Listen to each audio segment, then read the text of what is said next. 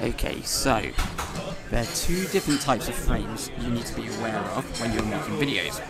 The first is called a base frame rate, and that's basically normal motion. So anything you see on my screen in all of my videos, or any movie which has got just normal camera playing without it speeding up or slowing down, is normally a base frame rate.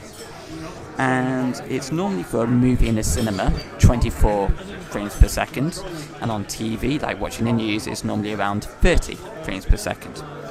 So that's called a base frame rate. You also have creative frames, and creative frame rates literally are when movies slow down or speed up, just like that.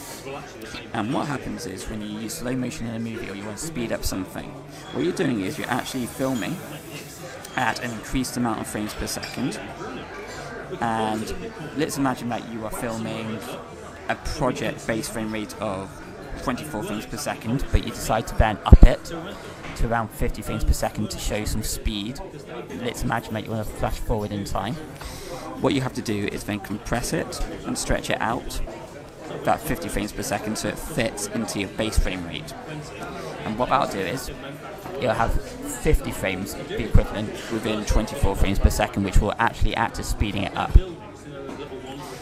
So the more frames per second which you're recording with, the slower it's going to be.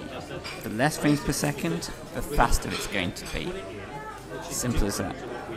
And what you need to do as a director, if you're recording a video, is decide upon the most appropriate frames per second you're going to be using, depending on the subject.